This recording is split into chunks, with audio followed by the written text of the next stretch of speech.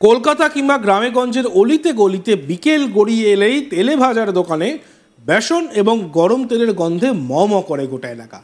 আর সেই গন্ধ আপনার নাকেও এসেছে নিশ্চয়ই। মুড়ির সঙ্গে তেলে ভাজা খেতে কত মানুষ যে চপের দোকানে রোজ ভিড় করেন তার ঠিক নেই। কিন্তু কখনো কি দেখেছেন গরম তেলে হাত দিয়ে কাউকে তেলে ভাজা ভাজতে? কি শুনে চমকে গেলেন নাকি? আরে বাবা, এত অবাক হবার কিছুই নেই। আজ তাক বাংলার ক্যামেরায় ধরা পড়েছে এমনই অবাক করার মতো একটি ঘটনা। নদিয়ার রানাঘাটের অনুলিয়া এলাকার ঘটনা। দোকানিরা গরম তেলে নানান রকম তেলে ভাজা ভাজে, যা একেবারে ভাইরাল হওয়ার মতন। এবার আপনি বলবেন এটা ভাইরাল হওয়ার মতন কি হয়েছে? যদি বলি এক ব্যক্তি গরম তেলে হাত ডুবিয়ে দিব্যি চপ ভাজছেন, তাহলে চোখ কপালে উঠল তো? হ্যাঁ, ঠিক এমনটাই ঘটেছে।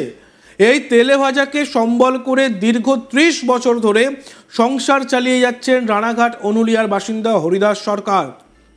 তবে তার এই ছোট্ট দোকানে ৩৭ রকমের নানান মুখরোচক তেলে ভাজা বিক্রি হয়।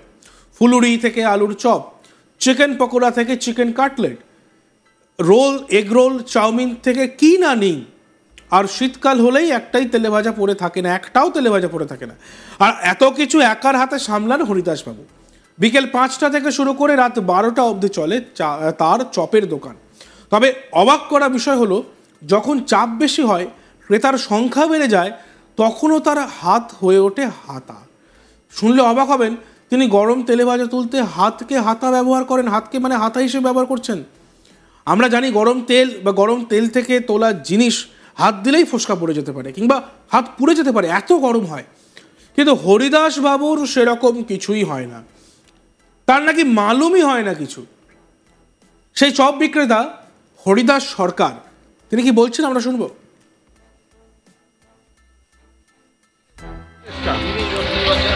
কি কি এখানে ভাজেন? এখানে আলুর চপ, পেঁয়াজি, বেগুনি, ফুলুরি, লোটে মাছের চপ, চিংড়ি মাছের চপ, টমাটো চপ, আমের চপ, তারপরে আপনার ভোলা মাছ, পমফ্রেট মাছ, পাবদা মাছ, ফাইটিং মাছ। আপনি যে এই গরম তেলের মধ্যে হাত দিয়ে দেন, কাটলেট, মটন চপ, গরম তেলের মধ্যে হাত দিয়ে তোলেন, মানে তাই এটা ফোসকা বা কিছু পড়ে না? এই অভ্যেসটা কতদিন ধরে করেছে? দেখতে বলতে পারবো না, মানে ভাজতে ভাজতে অভ্যেস হয়ে যায়। আচ্ছা, মানে গরম তেলেও হাত দিয়ে দিতে পারেন, তাই তো? গরম তেল হাত দিয়ে দিতে হয় মাঝে তাহলে বলেন তো। হ্যাঁ, ঘুরতের যখন চাপ থাকে তখন গরম ঠান্ডা বলে কিছু থাকে না।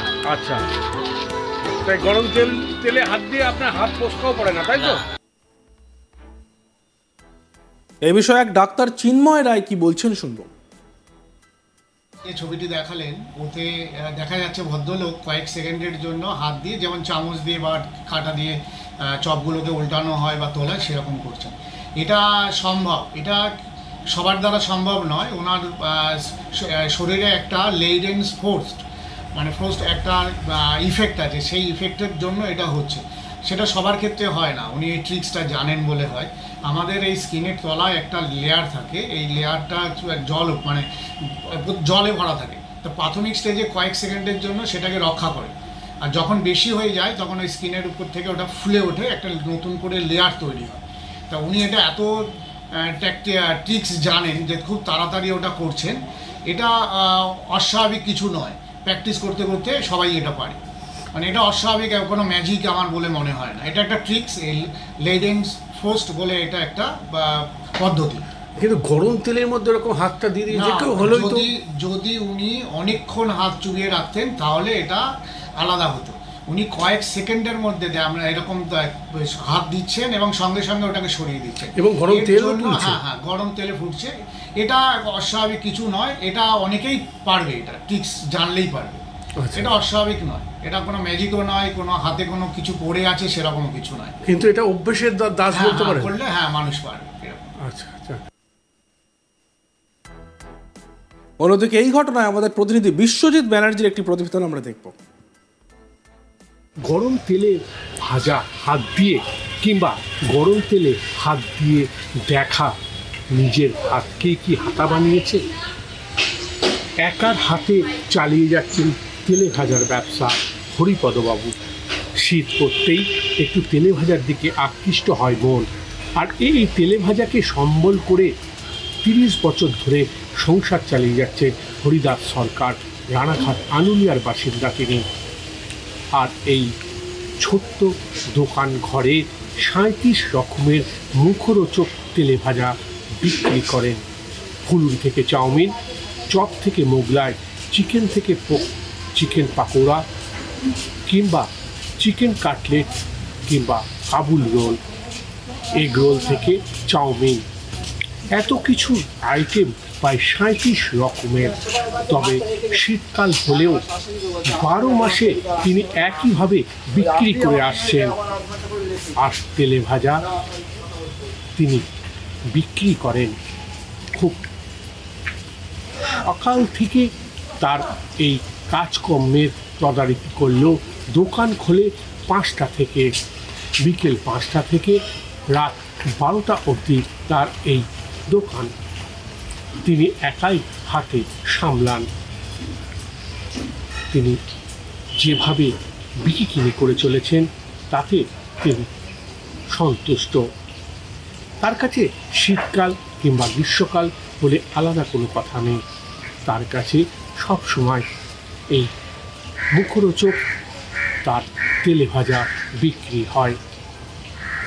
তবে যখন ক্রেতারা অনেক আসেন কিংবা চাপ থাকেন, সেই চাপকে তিনি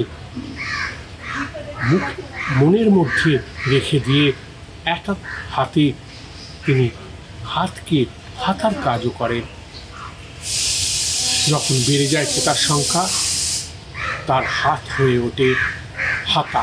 শুনলে অবাক হবেন, কারণ এই গরম তেলে হাত দিয়ে তিনি তেলে ভাজা যেমন তোলেন, তেমনি তেলটি গরম হয়েছে কিনা এবং এই তেলেই আবার ভাজবে কিনা সেটাও তিনি হাত দিয়ে পরখ করেন।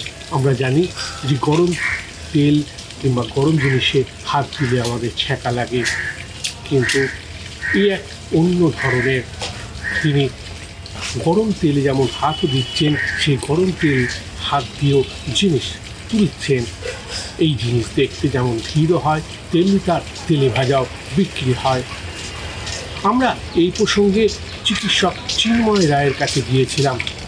তিনি গরম তেলের মধ্যে থেকে বা তেলের হাত দিয়ে কীভাবে তিনি তুলছেন এবং কেন তার ফোসকা পড়ছে না, এই প্রসঙ্গ জানালেন চিন্ময় রায়। তবে গরম তেলে ভাজা হাত দিয়ে কিংবা গরম তেলে তিনি যে জিনিসপত্রগুলো তুলছেন, এটা যেমন অবাক করে, তেমনি সোশ্যাল মিডিয়ায় এই ধরনের কাজ দেখতে থাকুন আজ তাক বাংলা। সাবস্ক্রাইব করতে ভুলবেন না।